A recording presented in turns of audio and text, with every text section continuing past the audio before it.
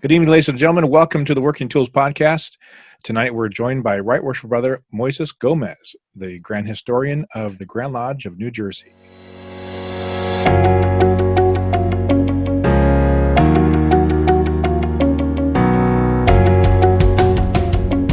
Ladies and gentlemen, brethren all, welcome to the Working Tools Podcast, a casual conversation around Freemasonry. First, it's important to note that our opinions and thoughts are our own and do not reflect those of our Grand Lodge or respective craft or concordant bodies. Please connect with us and ask questions, either here on YouTube or on our Facebook page. We'd also appreciate a thumbs up and especially any comments on our videos.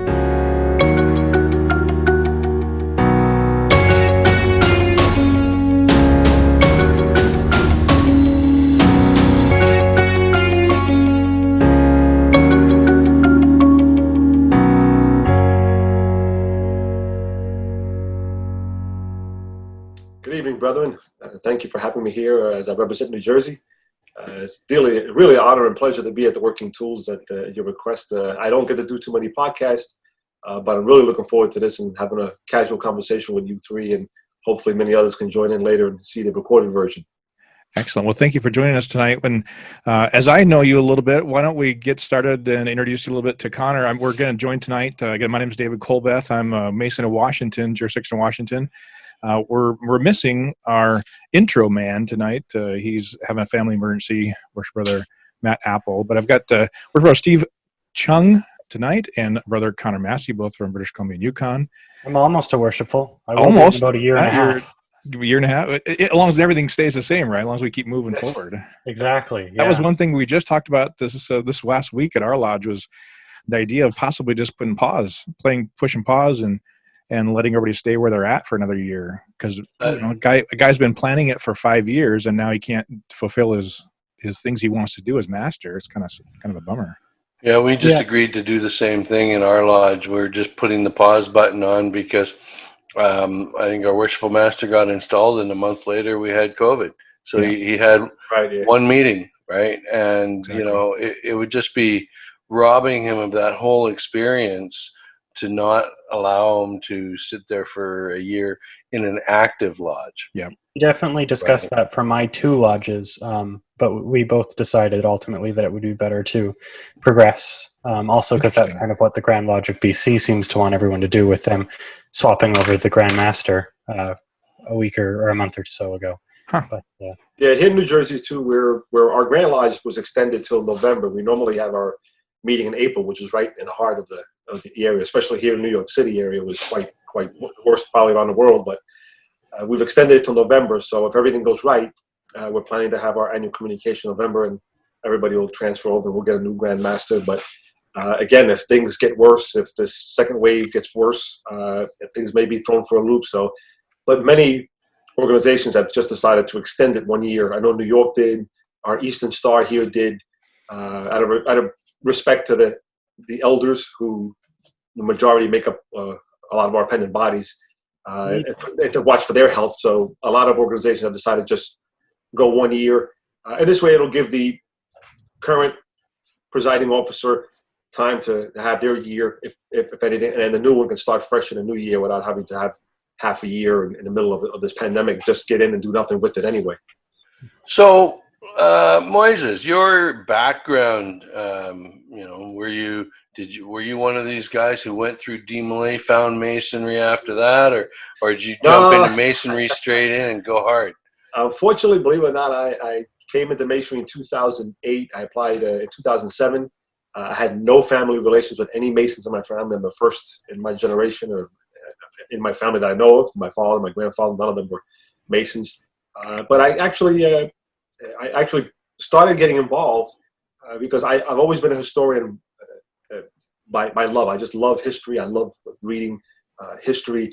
And I realized that by watching a lot of these, National Treasures and all these kind of movies coming out, it piqued my curiosity a little bit. Not that I was a freak about it, but I started researching, and I said, it's amazing how many of these famous people, and I'm not talking about John Wayne and, all these poster child Masons, but, really, like, especially revolutionists like Benito Juarez and Garibaldi, guys who were just average men who took it upon themselves to take a big gamble. And when I realized that they all had something in common besides being a revolutionist and taking power away from tyrannists or dictators and giving it back to the people. And that inspired me. And then, of course, dealing in my own New Jersey history here and the history of the United States, and realizing that, something was there. It had to be something more than just a conspiracy theory or, just propaganda. It had to be really something that these men aspired to, that brought them together, that gave them that mindset to do something for the benefit of others. And I just started diving into it. I didn't dive into what a Freemason actually went through or does. I started delving into the history of these men who accomplished such great feats. And that's what got me started. But actually, I had no inkling of what I was going through. Every degree was completely fresh. It was a surprise. I didn't read any books. I didn't know any passwords. I didn't know any handshakes. It was totally incredible to go through. And I really am glad that I chose to do that. So was there a particular moment or catalyst? I would totally admit that I'm a national treasure baby.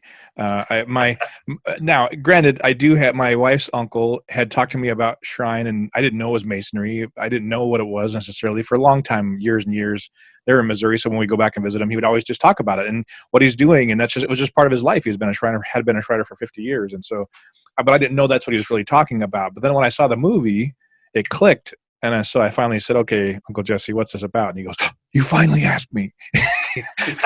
And so was there a moment that clicked for you? Was it National Treasure or something like that, or how did you? No, actually, it was just reading. I mean, I guess the one point was the one day I was at work. I have access to a computer at work, and in the emergency garage, if nothing happens, then we're sitting back in the garage waiting for that emergency to happen. So, and one day I just started Googling away and typing away, and I just got obsessed with all this richness that I was finding.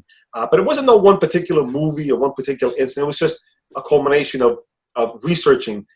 And also the fact that I had gone to DC and visited, I'm a museum buff. I visit all types of museums. And I had visited the George Washington Masonic Memorial, having not even realizing that was a Masonic temple, that it was owned by all the brethren, that it was created as a national endeavor to honor Washington by all the Masons.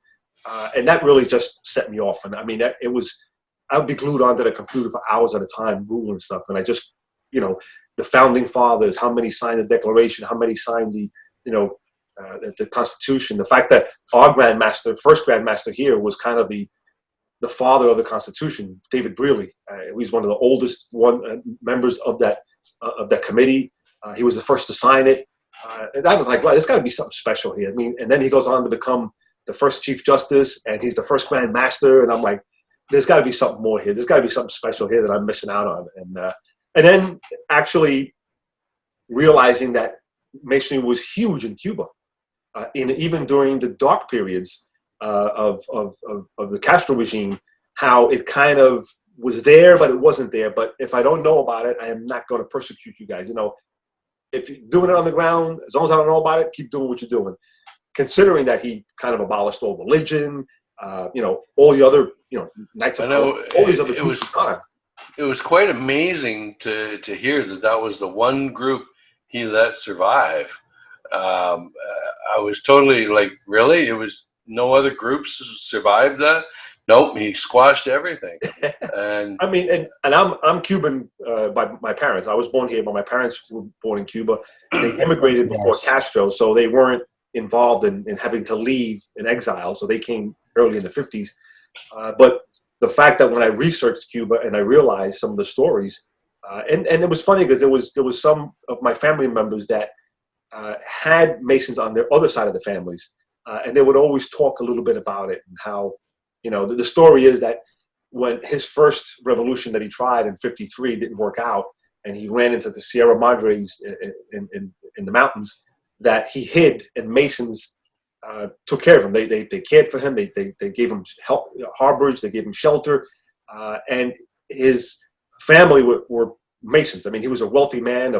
His family comes from a wealthy family in Cuba, and I guess that connection he had, and the fact that they were willing to not protect him, but give him safe haven and do the Masonic brotherly thing. I guess he must have been a son of a Mason. And then that's why they say that although he would not publicly accept them or admit them, as the unwritten rule was always that if it was going on without his knowing, so be it. I ain't gonna worry about it. So have you gone over to Cuba and done some visiting and experienced Masonry in Cuba? I did go to Cuba for the first time. Unfortunately, 4 months after my mother passed away, so both my parents are deceased now. But I did go in May of last year for the first time.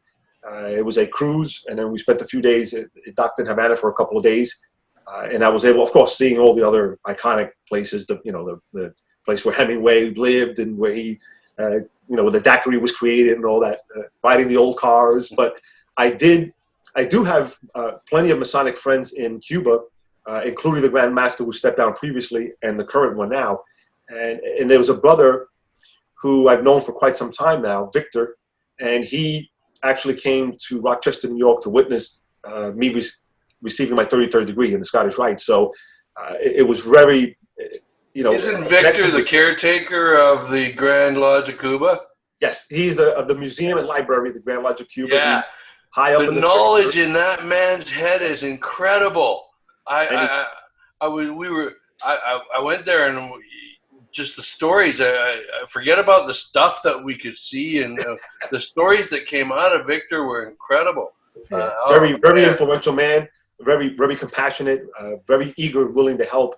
And we had a party of about 10, and they took us everywhere. We went to the Grand Lodge building. We had, I didn't want to make it a Masonic trip because I did have other members, family members, so I didn't want to make this a whole Masonic trip as I normally do in other instances. But they did everything for us. They took us everywhere. They had a small mini bus for us. They accommodated us. They said, "Don't worry about it. We'll take care of all your needs. Don't book any trips. Just let us do everything."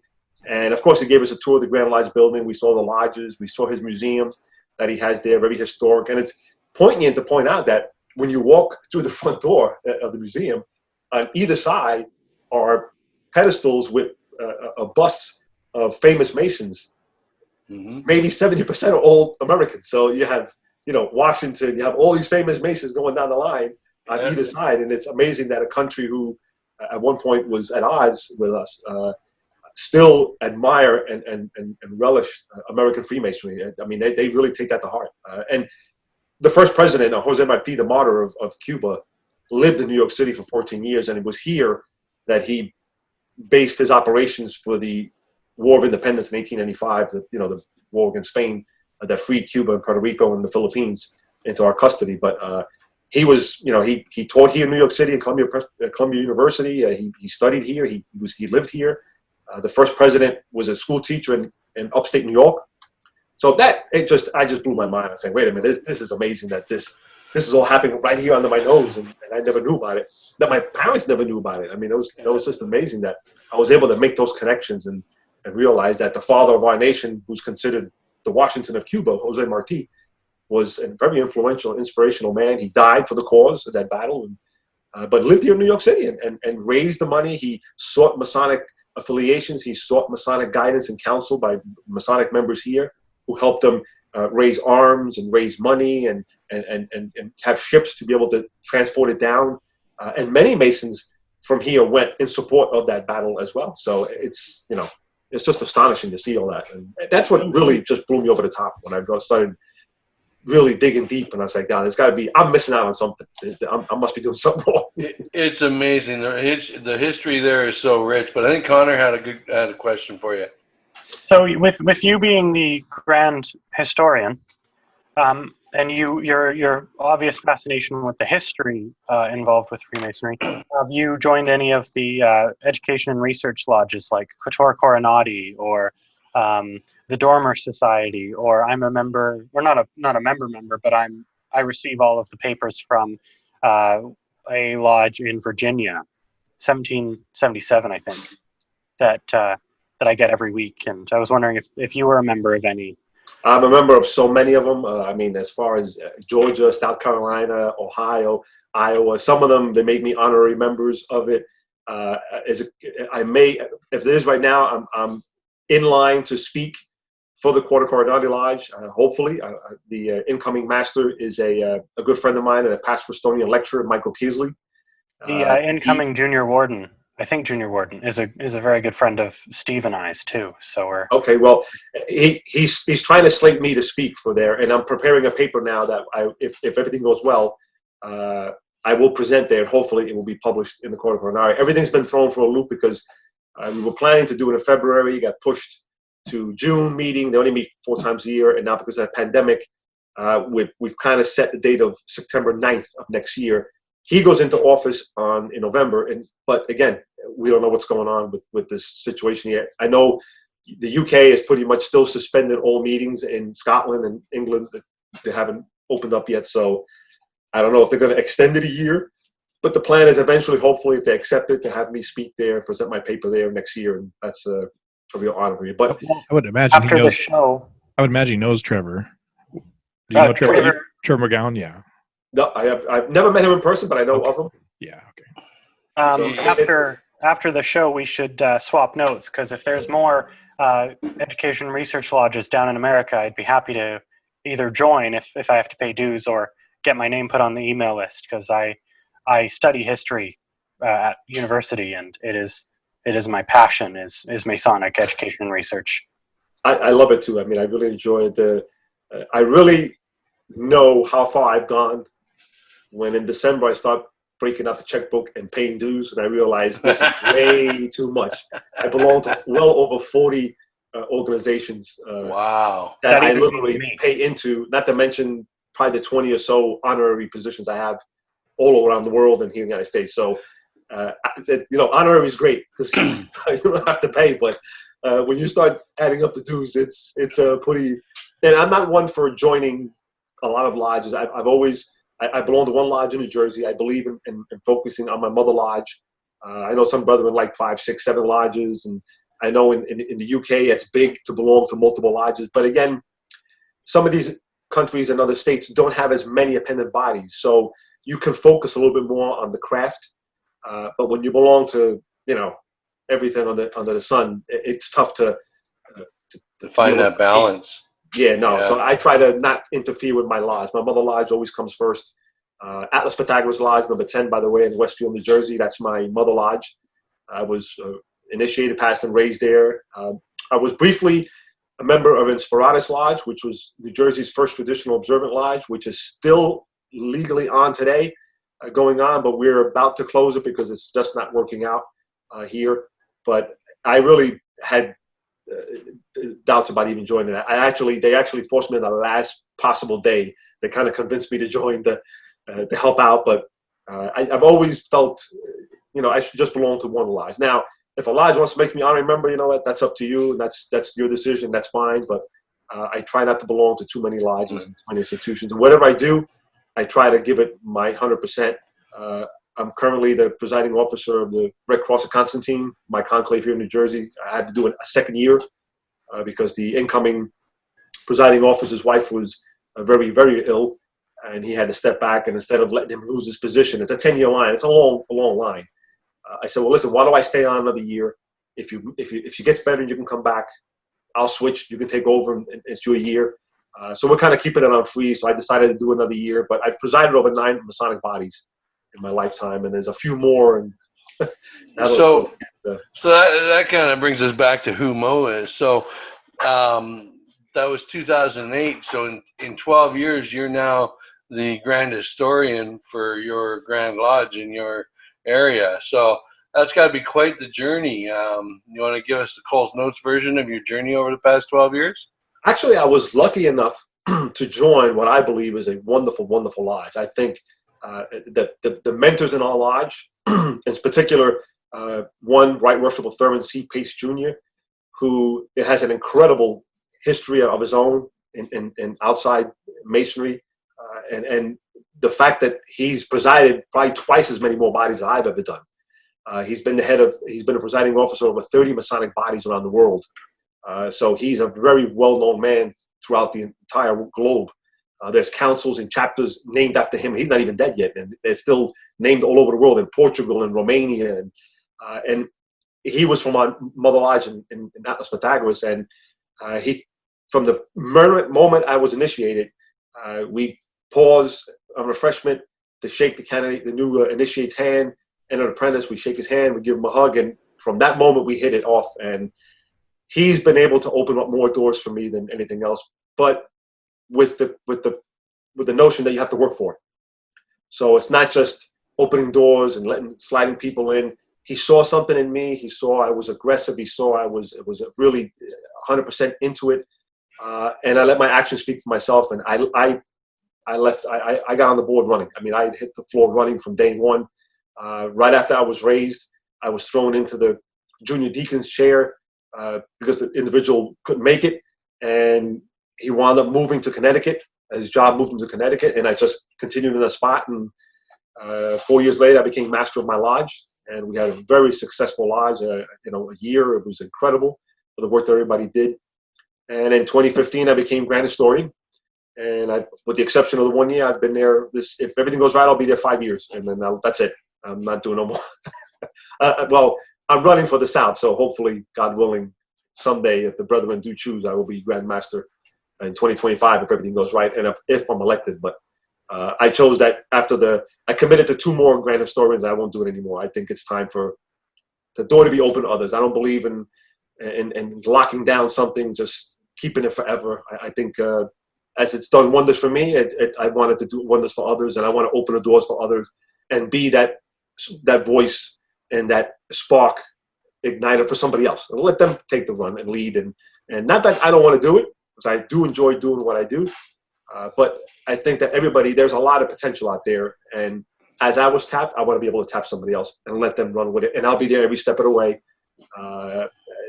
But that's pretty much my career there in AP, and because of that, I was exposed to many organizations around. I mean, we have about 12 bodies that meet at our temple. And then because I was associated with some of these individuals from my lodge who were members of many Masonic bodies around the world, including Allied Masonic Degree Week in Virginia, which meets every year. And that's where all the smaller groups meet. Knight Mason, AMD, the Rosicrucians used to meet there, Grand College Rites, and so on. The smaller bodies meet there for a week-long gathering. And now I'm the chairman of that organization every week. I've been next year will be my 7th year that I've been chairing it. And that has probably opened up more doors for me than anything else, because of the people you meet come from all over the world, from different organizations. That's just amazing to see that the brotherhood really is not just us living in a bubble. But and my mentor said something to me once. He said, "Mo, don't get caught up in that vacuum. Don't think that the lodge in the district or even your Grand Lodge is it.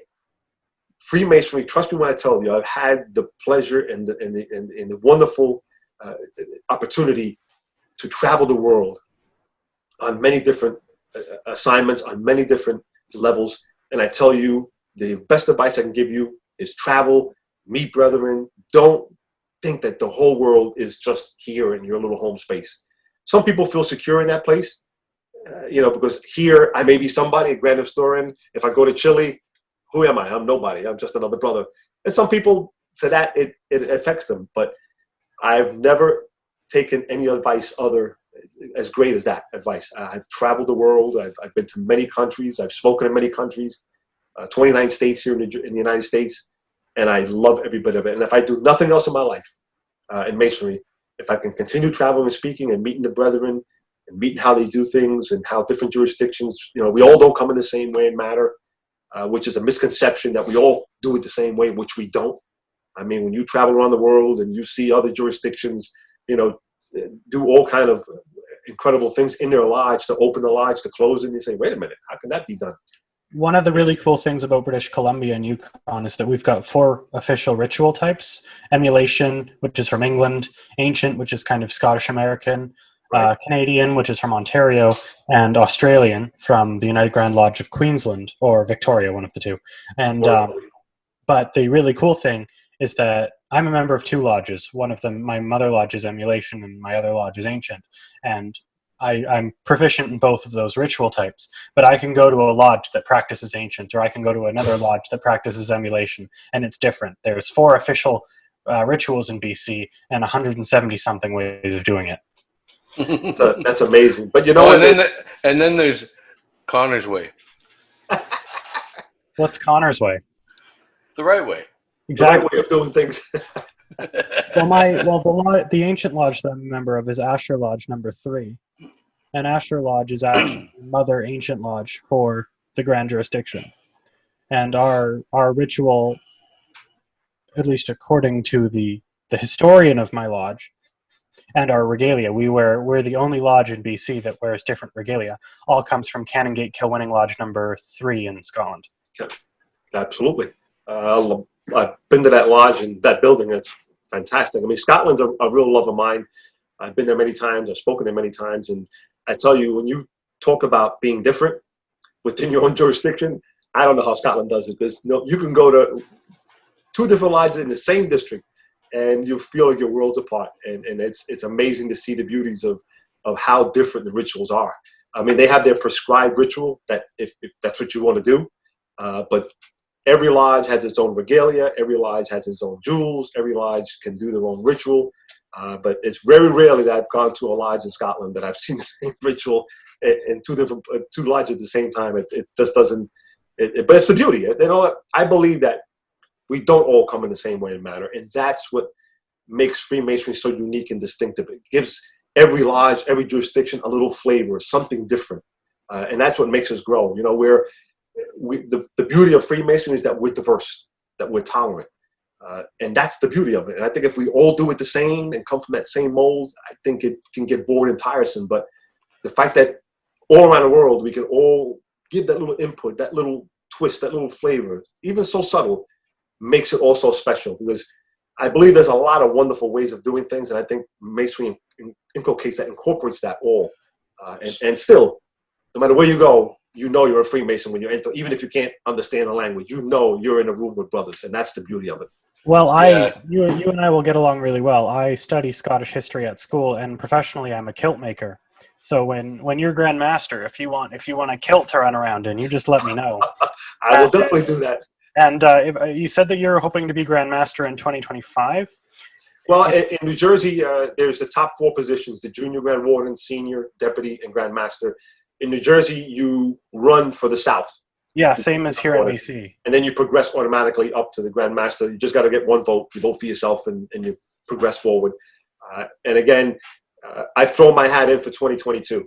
I plan to run in 2022. If everything goes right, the elections have been moved down a little bit, but in November of 2022, if the brethren so choose and I'm elected, then they will elect me Junior Grand Warden. And then in 2025, I would be elected Grand Master. I believe it's 2025. It's either Ireland or Scotland, but it's one of the two's 300th anniversary. Ireland. And believe me, that's been on my mind the whole time. And this pandemic just blew it all out of the water, because I was hoping that if everything goes right, I would be Grand Master in April to attend their 300th. They were 1725. Well, I will be going to Ireland for that. So if you want to travel with me, I'm sure I could fly down to New Jersey and pick you up along the way. Well, I'm definitely going one way, but I might have to go as Deputy Grand Master, which is fine by me. I have That's no fine. We'll connect and travel together to that. Okay, so your current role is the Grand Historian, right? Now, yeah, for those listeners that do not know what the Grand Historian is or does, maybe enlighten them. In 5 minutes or less. Yeah. The Grand Historian was created in 1928 by a brother named Devin McGregor of Scotland from Dunfermline. He immigrated here and eventually became Grand Historian, and he held it until his death. He held it for like 14 years. So I'll be the second longest serving in that position. But the Grand Historian, or at least focusing on what he did history. He wrote the events that went on during the current years of the Grand Master that he served as Grand Historian. He kept archival information. He wrote information down and history of what actually transpired through that year to keep it part of the proceedings.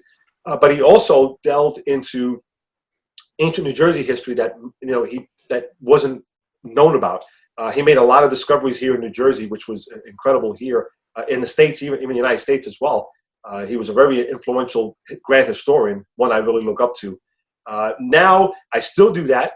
However, I also run a lot of the major events for the Grand Master. So they come to me for events, and I go around and I start looking for events to do, either a cornerstone or a dedication of a building or a gravestone.